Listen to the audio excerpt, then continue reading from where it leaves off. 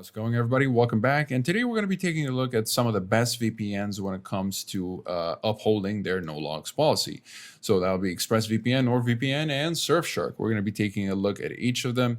However, if you're interested in getting more of an in-depth look at everything when it comes to privacy policies, speed, streaming, and torrenting capabilities, as well as security and features, I'll leave links to individual reviews in the description down below. And if you want to get straight to pricing and discounts, I'll also leave some of those as well. So you could feel free to take advantage of those. Now, very quickly, let's go through some of the, let's say, evidence we have of their no logs policy, starting with Surfshark. So Surfshark has indeed done one independent audit, and it seems like it really was a sort of a success for them. However, the thing is about Surfshark is that they only did one security audit, and it was only examining their browser extensions.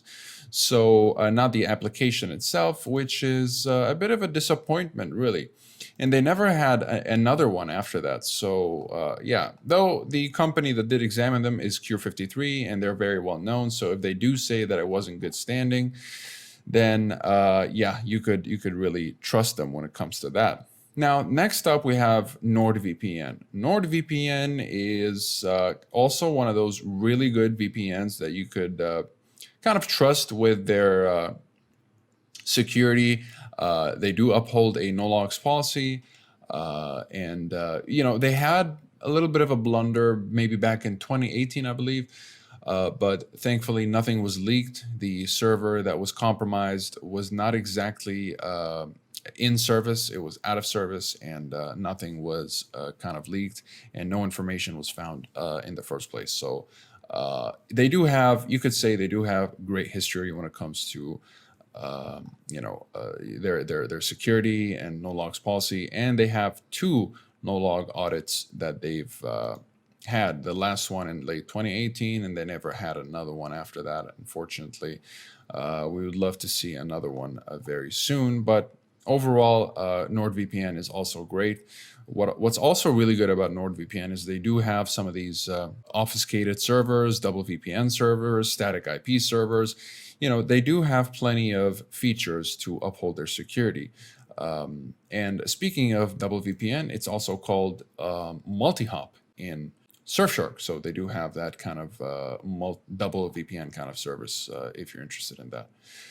Now, moving on to ExpressVPN. ExpressVPN has had quite a few audits, 2 no log audits, and 1 audit that actually examined their network, which is pretty cool. So I believe they do have they have an audit scheduled for 2021, I believe, sometime. Hopefully, we haven't seen it yet, but it should be coming up real soon. And PricewaterhouseCoopers, they audited the ExpressVPN no log policy, and all of the kind of audits went really well. And you can look up the audits if you'd like to kind of read them yourself. That goes.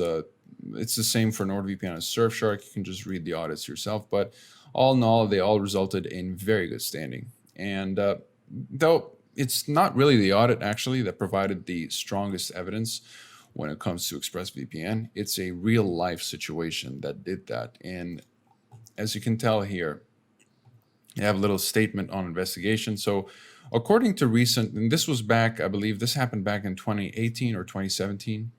According to recent Turkish media reports, investigators in Turkey alleged that a still unknown individual used ExpressVPN in an attempt to delete evidence related to last year's assassination of Russian ambassador Andrei Karlov. This individual, according to the reports, logged into the Gmail and Facebook accounts of the assassin, off-duty police officer, I'm not going to try to say that, and deleted conversations that would have been relevant to the investigation. As we stated to Turkish authorities in January 2017, so yeah, 2017, ExpressVPN does not and has never possessed any customer connection logs that would enable us to know which customer was using the specific IP cited by the investigators.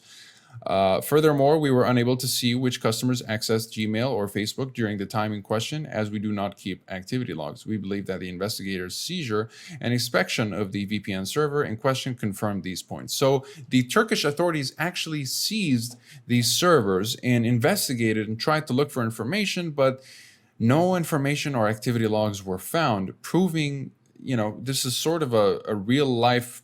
It's not even an audit. This is kind of evidence. This is hard evidence that ExpressVPN really does not log anything. So, and the assassination of Ambassador Andrew Karlov was a tragic crime. We absolutely do not condone, blah, blah, blah.